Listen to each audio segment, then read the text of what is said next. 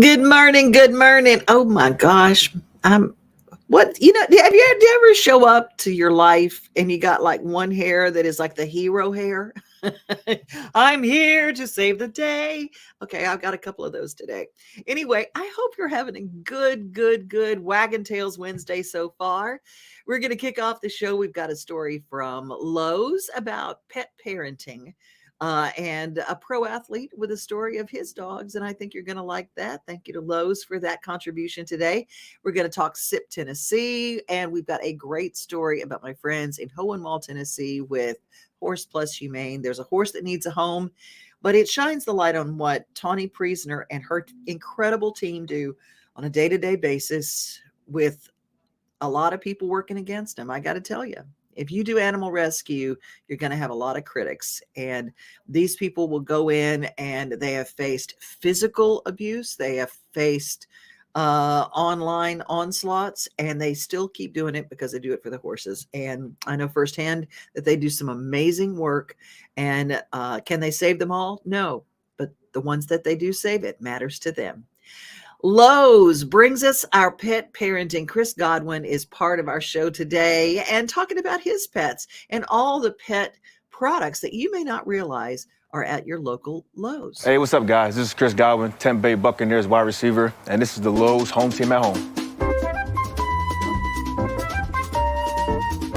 When I think of home, the thing that comes to mind really is family. For me, my family being my fiance and my two dogs, I felt like it was very crucial for us to really get a home that we can have a space for our dogs. This is my fiance, Mariah, and this is Ziggy. She's our little athletic, friendly, cuddly little girl. Here you go, pig. And then this is Ghosty. He loves getting pets. So today we're talking about how to have a pet-friendly yard. And having a fence is a big part of that. The main reason to have a fence when you have dogs is you want to be able to let your dogs out, let them run around, let them play. Oh, girl. It's very important to keep your lawn mowed for your dogs. Reduces the chances of there being insects and pests that are in your yard that could potentially harm your dogs. Once we got our first dog, I just wanted to do whatever I could to make sure that dogs were always in my life. The Team Godwin Foundation is surrounded around giving at-risk dogs a second chance through advocacy and financial support. One important thing to really consider is that the plants that are in your yard, make sure that they're non-toxic. So we have a doghouse for both of our pups. One of the great things about having a doghouse really is just having a space for your dog to come and relax. The important thing to remember about doghouses, though, is it's not a form of shelter. So you don't want to be leaving your dog in a doghouse for a long period of time. Good boy. We have this space now, and it's our home. We get to create all the memories that we wanted here, and those things will really last forever. Good girl. Good job. For Chris's project and more DIY inspiration from your favorite NFL players, visit Lowe's.com/HomeTeamAtHome. Thanks to our friends at Lowe's. They have all sorts of great pet products, whether it's invisible fencing. They have that wonderful vinyl fencing you saw in Chris's video, albeit that video shows this fence that's just yay high. Okay, know your dog. And containment might be an issue for you like it is for me. I mean, Mike would be out over that in like 2 seconds, especially with those dog houses right next to it. It'll over, gone, out in the neighborhood. So know your animals and know that you might need a extra high fencing. You might need something that even chain link or something like that you need to put up. Just know that they've got what you need at Lowe's for all your pet containment needs. Containment is always the best part of keeping a dog safe. Hey, you want to have something fun to do with the kids? Well, the Nashville Predators always offer season tickets and per game tickets, and they're on sale now. Hockey in Music City just hits different. It's one big honky-tonk party. It's the sea of gold in the crowd, the goals, the saves, the celebrations. It's an experience like no other. Experience Predators hockey all season long. Visit NashvillePredators.com/season tickets and join the Loyal Legion today. That's NashvillePredators.com/tickets, and we'll see you at Bridgestone Arena. Bridgestone Arena is all sorts of stuff happening there all the time. But when the Predators are playing, there's nothing more exciting, right? It is time for Kids Corner. And Kids Corner is where we either have something for kids to do or something that's a program that's available for kids. April is Child Abuse Prevention Month.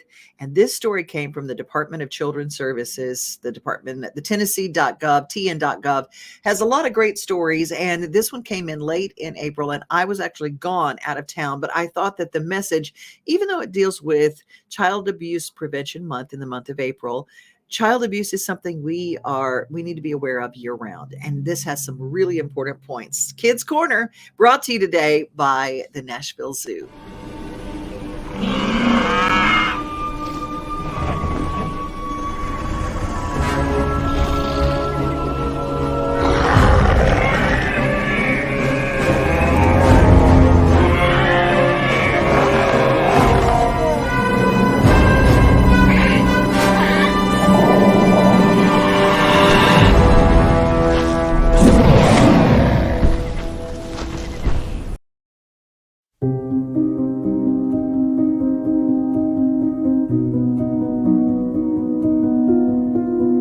One in 4 girls and 1 in 13 boys will be victims of child sexual abuse before their 18th birthday.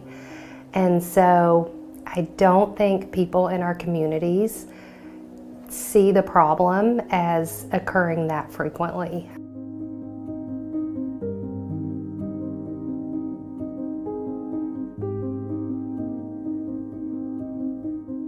You know, the main thing that we do as a child advocacy center is we work with the department as part of a multidisciplinary team, SIPET team is what we call it here in the state of Tennessee, to provide forensic interviews and then a host of other services when an allegation of child abuse has happened. We offer Darkness to Light, Stewards of Children training, and that is mostly geared towards child sexual abuse, learning how to recognize abuse, learning how to respond to it appropriately, and then learning how to report it. We would like for every adult in our district to be trained in this and to learn how to protect children. I mean, we want to provide the services in response when abuse has happened, but what we would love to see is a decline in the request for those services because we're preventing child abuse. Give us 2 hours of your time. We promise it's worthwhile. You know, the kids in our community are worth it.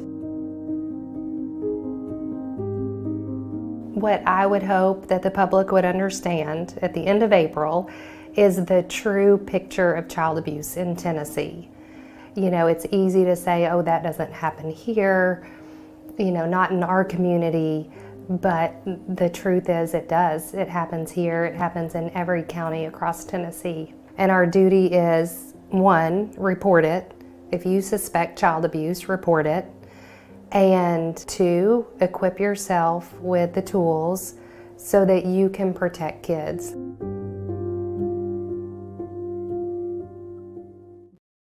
Thank you to our Department of Children's Services. They're overworked.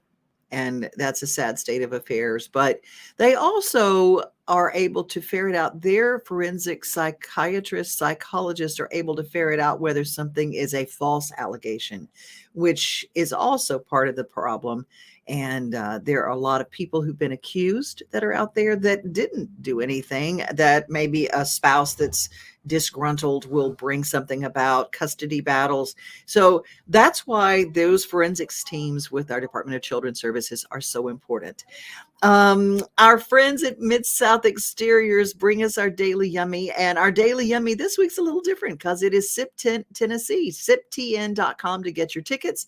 A very cool event taking place this weekend at Nashville Shores, brought to us by Brenda Fielder and the fabulous team at Mid-South Exteriors. Hi, I'm Brenda Fielder. At Mid-South Exteriors, our custom sunrooms bring the sunshine in without all the heat and the bugs. And they keep you warm all winter while you enjoy the outdoors all year round. They add real value because we build them like your house to match your house. Or let us save you energy by replacing your windows and old siding. And because we have no retail overhead, we come to you and sell direct to you for less. Call us at 833-8003 or visit us at MidSouthExteriors.com.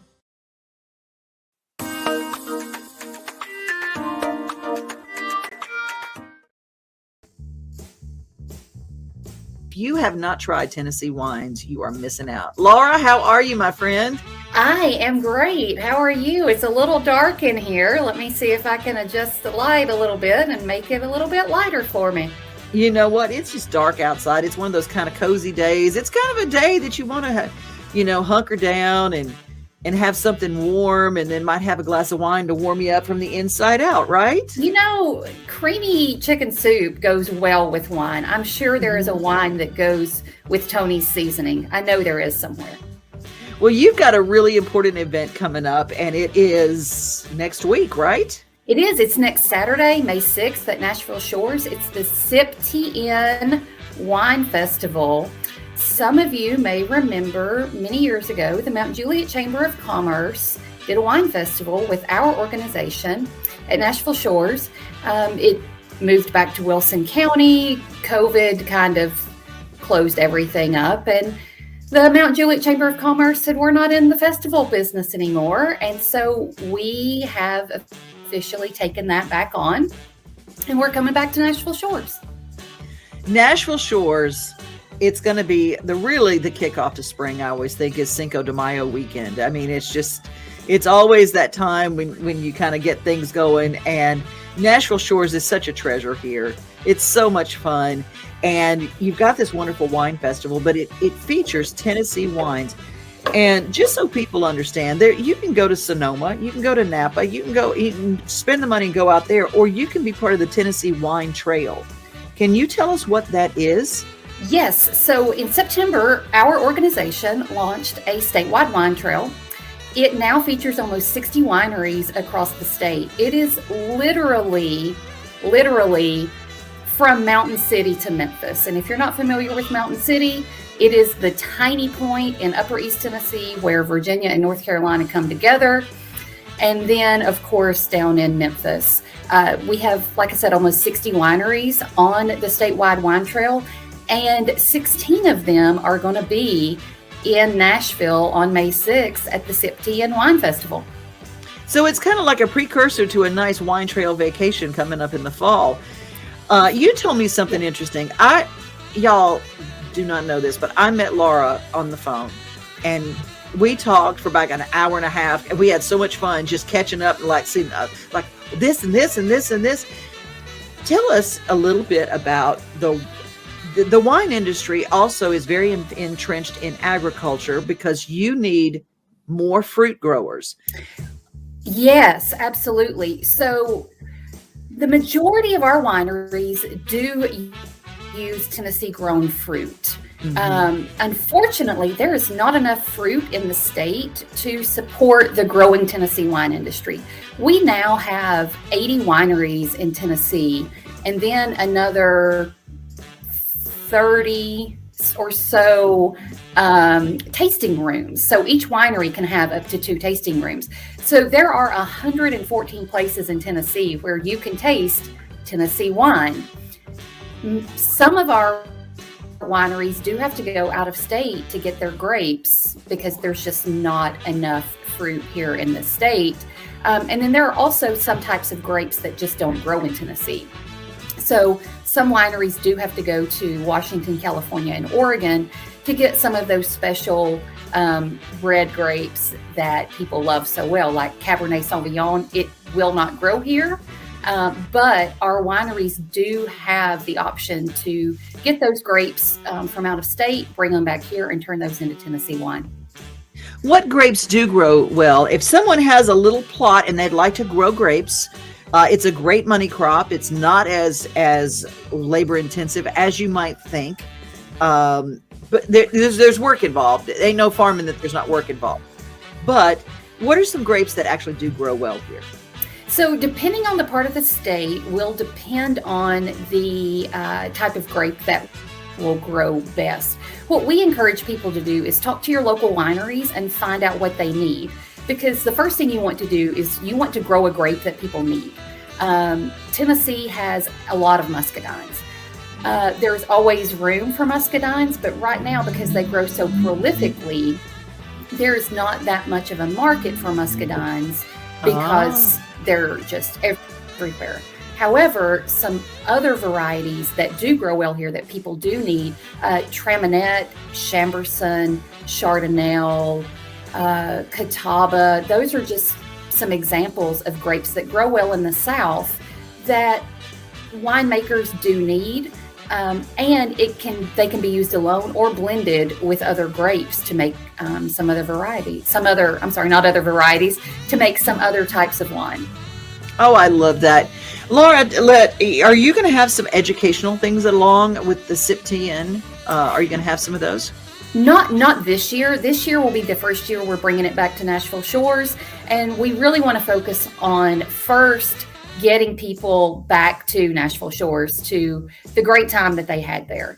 And after that, we want to build on this. So we see next year being that opportunity to bring in the educational workshops and the other type events, such as cooking with wine, that was so popular there in the past at Nashville Shores. Love it. Nashville Shores, give us the date and the time and where they get tickets. You can get tickets at siptn.com. It will be on Saturday, May 6th from 12 to 5 p.m.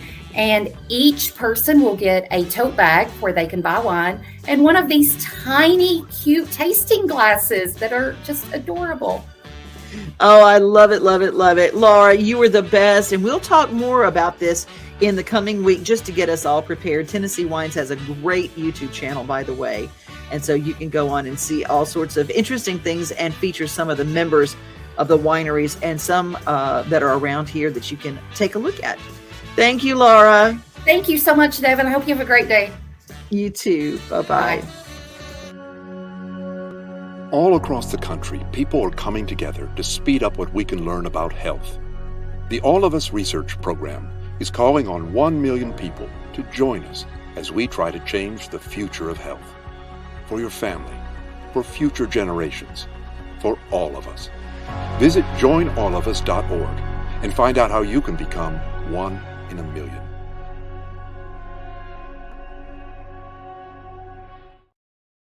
It's time for our daily giggle. It's so cute. And you know, it's got a baby. And I love the sense of wonder that kids have. And sometimes, you know, we lose that as we get older. Kids have this great sense of wonder, and may this plant a little wonder seed in your brain today.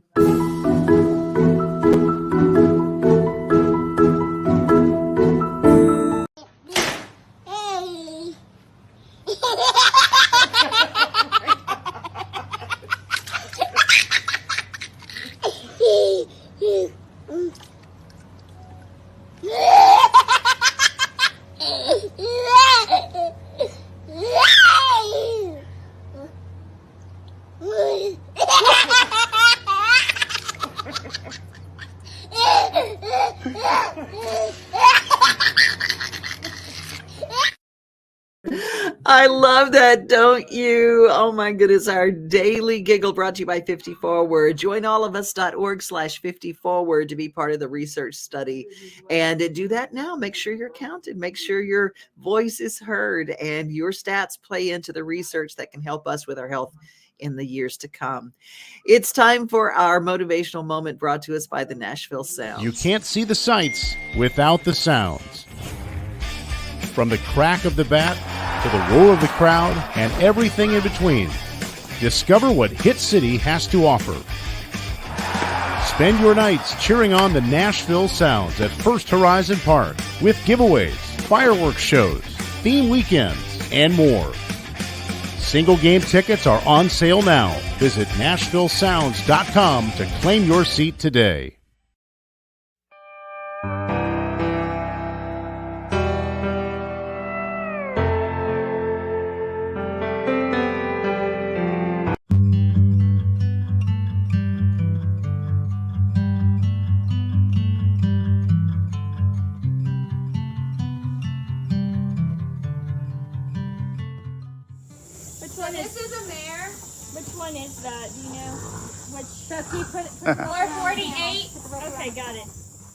We got Avalon in the August auction of 2022. When we got her, she was pretty timid about pretty much anybody. She does have vision issues. She isn't completely blind. We think that she could at least see some shadows, but when I first started working with her, after she was done with her quarantine time, you couldn't even get up next to her. She was running around, she was running into things. I started working with her on vocal cues. So when she was about to run into something, I would say, whoa.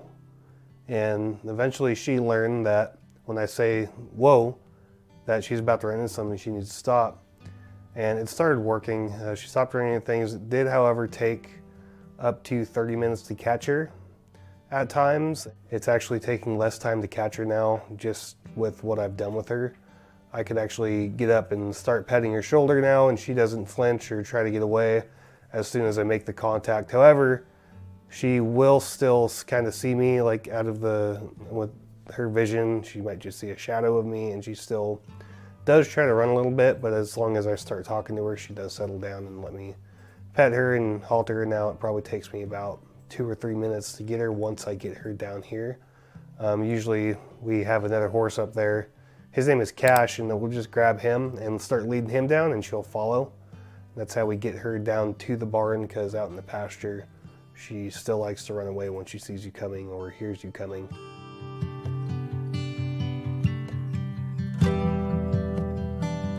But I have worked with her quite a bit more recently. Last week I actually did put a saddle up on her, and she didn't care about the saddle being up there, but she didn't know pretty much how to turn her head or move her body off of pressure.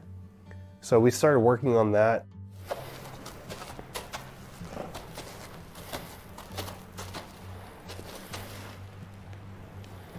She's not too sure about it really, so I don't think she has had that before. Another thing I could do to kind of see where she would be at with having a saddle on her back is take this.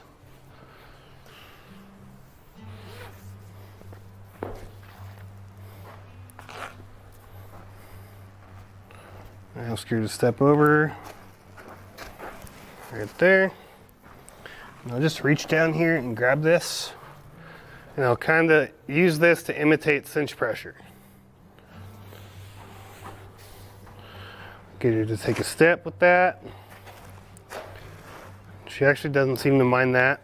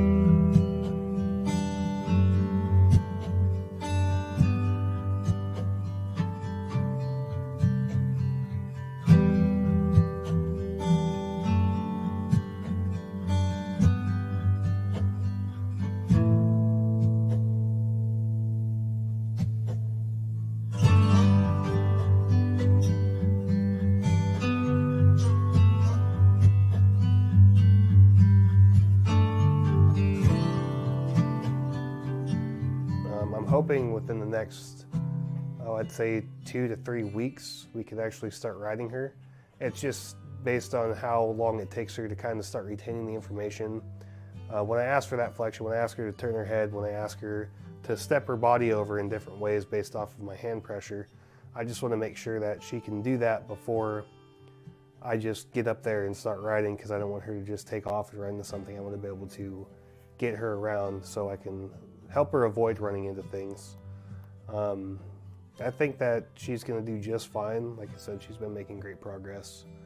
She lets me pick up all of her feet, no problem, pick them out. So we're just going to keep going on her, and we're going to find out exactly what she needs and see what we can turn her into.